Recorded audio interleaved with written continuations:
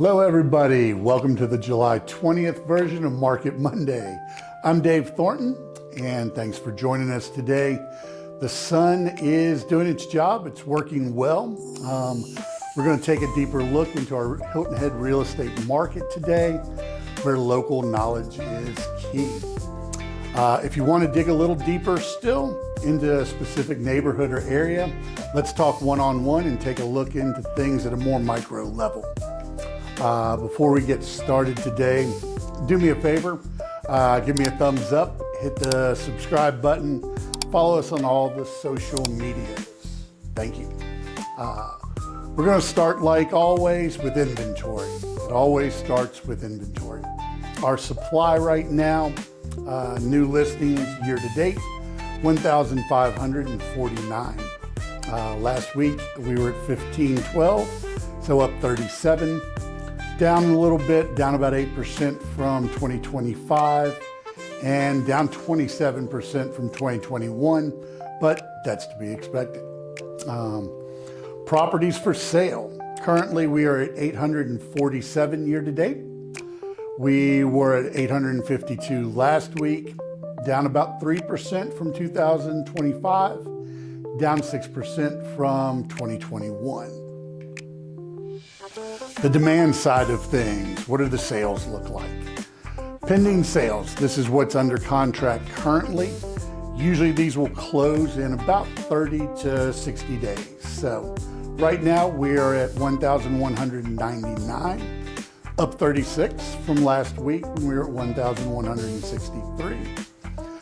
Up about 3% from the same time last year, and then down 43% from 2021. Closed sales, what's transacted, kind of a big number, 1,133 year to date, up 39 from last week. We are up about 1%, 1.5% from the same time in 2025, and then down 44% from the same time in 2021. The absorption rate, what is that? Kind of an indicator of where we are in the market. Is this a seller's market or a buyer's market? Neutral in this case would be somewhere around 6 months. Anything less than 6 months, like 4.6, which is where we are currently, would indicate a seller's market. We'll talk a little bit more about this as we move forward. Last week it was about 4.7. We're right on pace, and we've kind of matched where we were this time last year. That wasn't the case a few weeks ago. So that number is kind of jiving with where we are now. Same time in 2021, we were at about 2.8 months. So really rooted in a big seller's market back then, as we all remember. Days on market. This is a number that's kind of been creeping up in recent weeks. We're right around 104. Last week we were at 107. So 3 days difference there. But this same time last year, we were at 79 days on the market. So that's a pretty large jump of about 32% from that time.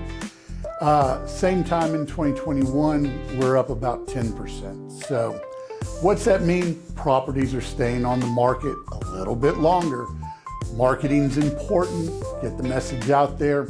Gives the buyers are taking a little bit more time. So property values, what's going on with those? They're pretty stable right now. 747,000 currently, almost basically the exact same as last week. We are down slightly from this same time a year ago, about 2%, and we're up 56% from 2021. Why is that number down? It's not necessarily indicative that the market's shifting in any way in a downward spiral, but what it does tell us is maybe there's a weakening in the luxury real estate department. So maybe a little bit fewer, not quite a strong market in the bigger properties. So let's wrap it up. Inventory, we know, down 3%. Closed sales are up about 1.5%. Prices exact same as they were last week, and they're down about 2% from the same time a year ago. The absorption rate, 4.6, which would indicate a seller's market. The mortgage rates, they just came in today at about 6.55% on a 30-year fixed, up a little bit from last week, and still down from about 6.75 the same time a year ago. The 15-year, almost identical to where it was a year ago at 5.93%. What's my takeaway? So in general, our Hilton Head market is remaining pretty healthy and pretty darn resilient. This is pretty interesting considering all of the things that we've kind of got going on worldwide right now. That said, it's also a pretty hyper-local market, and the conditions will vary on whichever area and location you're looking at. So every property really needs to be evaluated within the context of its own unique market area.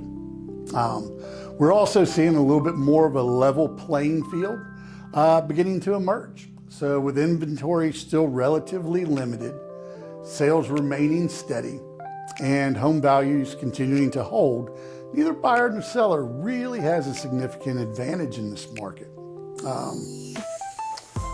For the sellers out there, our market really rewards homes that are being priced correctly, that are beautifully presented and really marketed aggressively.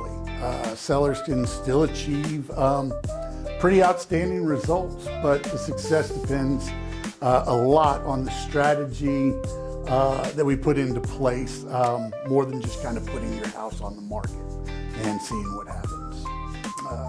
For the buyers, in today's market, you have more leverage than you've had in recent years. You're benefiting from the longer marketing times. You're benefiting from an increase in negotiating power. So people are taking a little bit more time, I think, to make decisions in that regard as a buyer. I caution you as a buyer, don't take too long. I think we still have some expectations from rates that could take place here soon. Economic uncertainty, if that eases, we could see an increase in buyer competition. So I wouldn't wait too long on that end. Guys, again, give me a call. Let's have a conversation about your plans, your unique position as a buyer and a seller in this market. Would love to chat with you. Thanks for watching Market Monday this week. Have fun out there, and remember, safety never takes a vacation. Subscribe and hit the bell so you never miss the local market truth.